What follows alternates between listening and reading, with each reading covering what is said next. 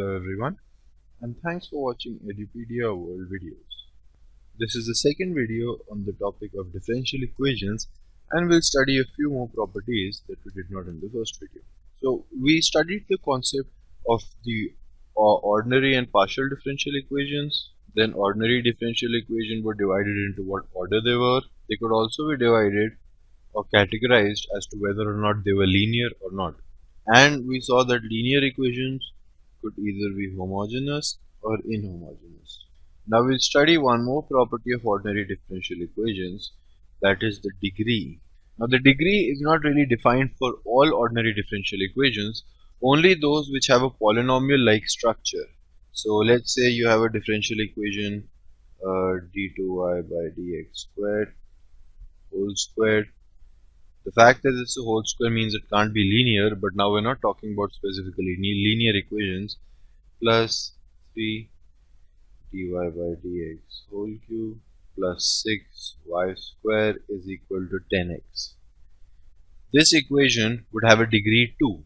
The degree is defined as the power of the highest order derivative, or the highest power of the highest order derivative rather, but it is only defined in polynomial-like differential equations.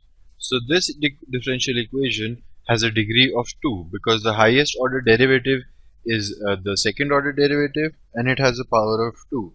If we added another term plus 6 d2y by dx squared whole to the power 7, then the degree would become 7. Right. Now instead of this, if one of the terms was something which was not of a polynomial like nature, let's say sine of dy by dx, then the degree of this differential equation would not be defined, right?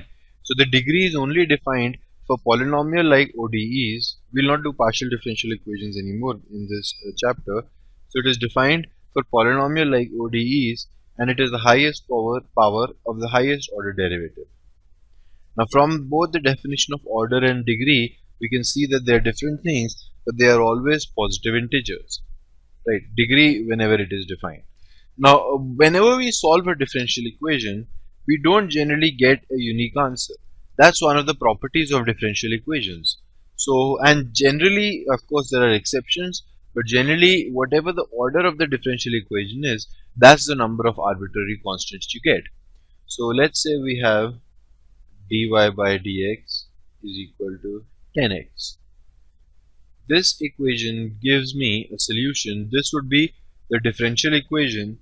By the way, this would be a linear first order differential equation that is inhomogeneous, and we'll study how to get the solution of any arbitrary equation like this in a later video. Right now we can just do this directly because it's simple enough. Dy by dx equals 10x means y is equal to 5x squared plus c, where c is an arbitrary constant, right? Another equation could be d2y by dx squared plus k square y is equal to 0. Now this is a second order differential equation.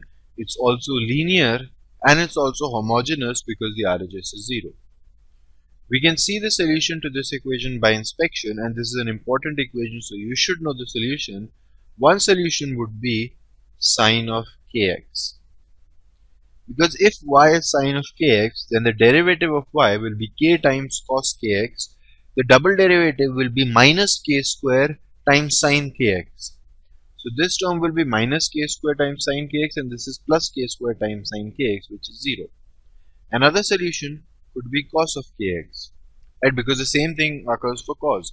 You differentiate it twice, and then you'll get a factor of k square multiplied by minus cos, and then if you add this, you'll get 0. Now since this is a homogeneous equation, we've already seen a property of that.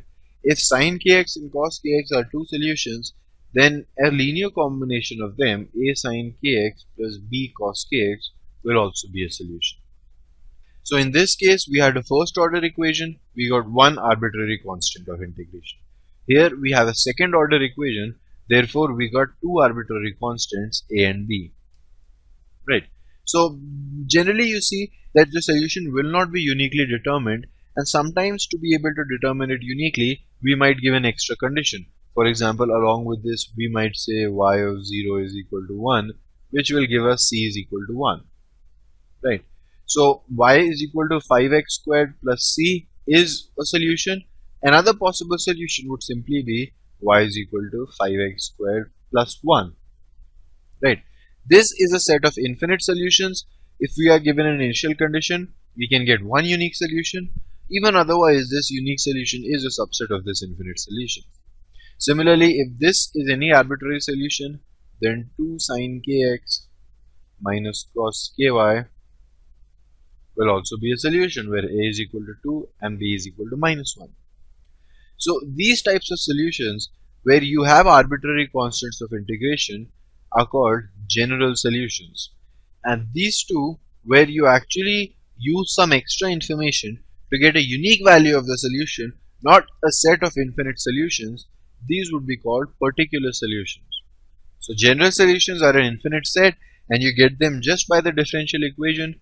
To get a particular solution, you need to determine some unique values of the constant of integration, and that can only happen if you are given some extra information. Also, these types of equations might not be in your course, but for the sake of completeness, I'll suggest it. Sometimes in equations, you get an answer of the form x square y plus x y square is equal to x cube or something like that. Meaning here what you got is y of x is equal to this, y is equal to this, y is equal to this. So the LHS only has the term y and the RHS only has a function of x, and you can get y is equal to this function of x. Sometimes you might not get this type of answer, but you might get a relation between y and x, right? So these types of solutions where you have y is equal to f of x or y is equal to g of x, these are called explicit solutions, where the solution is given explicitly. Sometimes you only get an equation like this, and you may or may not be able to transform this into this manner, and these equations will be called implicit solutions. If you have, for example, x square plus 2y is equal to 10 as an implicit solution, from this you can get y is equal to minus 5 minus x squared by 2, which would be the explicit solution.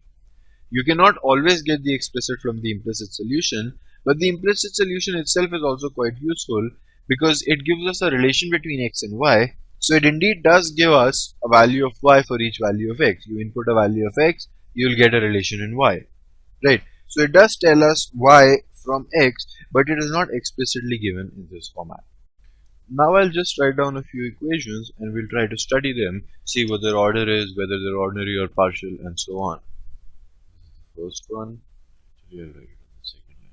Dy by dx whole cube minus 4 dy by dx whole square plus 7y is equal to 0 dy by dx square minus sine d3y by dx cube is equal to 0 x square plus y square dy by dx minus xy is equal to 0 d2y by dz square plus 9y minus 6 dy by dx is equal to 5. Okay, so let's do these 5 first and then we'll do 5 more as practice. So in this case, we have d2y by dx square, which is the highest one. Okay, first of all, let's see ordinary or partial. This is an ordinary differential equation because all the derivatives are with respect to x. The highest order derivative is the second one, but dy by dx does not occur to a single power. It has a square, so it is a non-linear equation. So the first equation will be a second order non-linear ODE. Let's look at this one. We have the highest order is 1 because we only have dy by dx. It's not linear, but it is ordinary. So it's a first order non-linear ODE. Now this equation is a third order ODE, but it is once again non-linear because we have a sign of a function. This one is again an ordinary differential equation and it is non-linear because we have dy by dx multiplied by y square, and we cannot have that in a linear equation. And this is a first order. So So once again, first order non-linear ODE. And finally, this is a partial differential equation because we have a derivative with respect to x and we have a double derivative with respect to z. So we don't need to discuss this any further. Let's do 5 more problems just to make ourselves a little bit more familiar with this stuff. Okay, so the first one is an ordinary differential equation because we only have derivatives with respect to x. It is a second order equation because the double derivative is of the highest order, and we have d2y by dx squared to the power 1, dy by dx to the power 1, and y which is also to the power 1, and there are no products. So it is also a linear equation, and since we have some extra term 2 minus x square on the right hand side, if we only take this, it is also an inhomogeneous equation. So it is a second order linear but inhomogeneous ODE. The second one is also a second order linear ODE, but it is homogeneous because the RHS is 0. Now notice here you do have x multiplied by d2y by dx square, but that is not a problem. The derivatives of y should not be multiplied to each other. You can have x multiplied by any of them. This is, like I said, a second order linear homogeneous ODE. And we already know a property of the homogeneous ODE. If you take any number of solutions, a linear combination of those solutions will also be a solution. This is a first order ODE, and you have dy by dx and y. That's it. This is just a function of x. So it is a first order linear inhomogeneous ODE. And this is the same thing, a first order linear inhomogeneous ODE. Once again, remember, this does not have to be linear in x. It only has to be linear in y. And this is a non-linear ODE first order because we do not have just y, we have a square of y and then a square root. So it is a first order non-linear. So hopefully this has given you some practice and you now are able to memorize the definitions very clearly and be able to tell what the order or the degree of an equation is. In the next video, we'll study how to derive a differential equation for a given family of curves, and then we'll learn how to study the most basic form of equations, that is the first order linear equation. Thank you.